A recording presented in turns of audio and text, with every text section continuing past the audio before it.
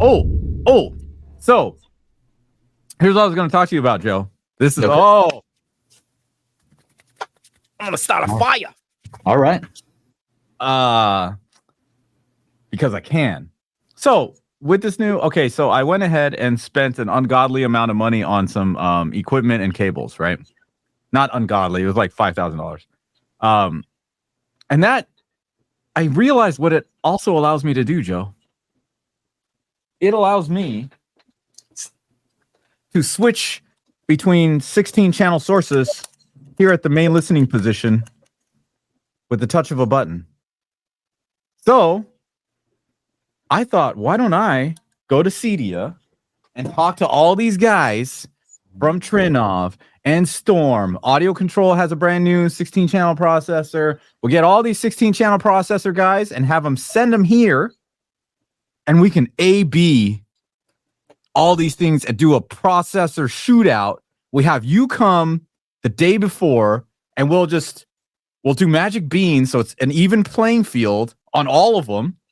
Invite the viewers, and like my office here has a great like lobby. We can have a little spread of food, have some cute girls and the food. That's all I need.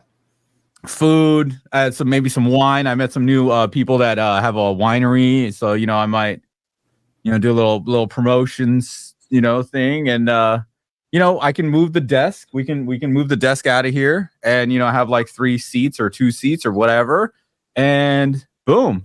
You just sit here, you're listening to one processor, boop, go to another one, boop, go to another one. Have people come in and vote and choose the one that they like the most. We'd have to like come up with some sort of voting criteria. Everybody in the chat, everybody watching, hit that thumbs up, hit that like if you think this is a great idea. Because now I have the power. I got the touch. Where's Aaron when I need him? God damn it, Aaron. We love you, bro. Call me. Anyway, this is an amazing thing that I stumbled upon. And why hasn't anybody else thought of that? Because nobody's probably crazy enough like me to spend this kind of money on a whim to just do something. I just like the fact of getting everybody together, Yeah. That's just extra. The fact that you're going to do something audio related. Yeah. I mean, cool with the rest and just hanging out and checking out the system. That's already good. So we can do. Oh yeah. I mean, there's that. Like we can put 2 processors up against each other, make it happen. And then be like, okay, now let's switch it to the AV10 and the Anthem or whatever. Yeah, well, as much as we complain about people saying this and that, it never stops us. You notice that? It never stops us. We still do stuff. We still do events. We still make products. Like as much as we're complaining, but at the same time, we don't stop.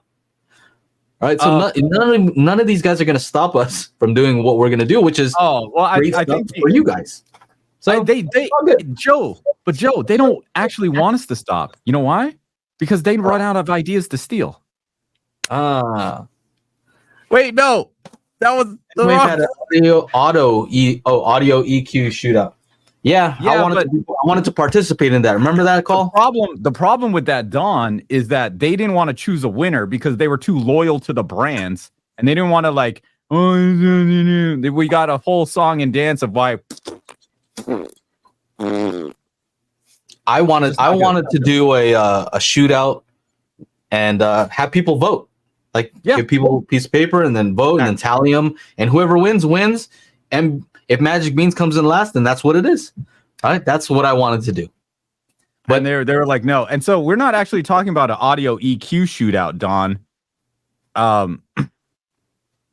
He says we all voted. Oh, so did they take another idea? I don't know. All I know is that we had a whole meeting. That was the whole pitch.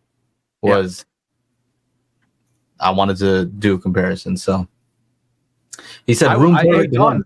I'm pretty sure you're still not using your Lingdorf, so you can send that over too.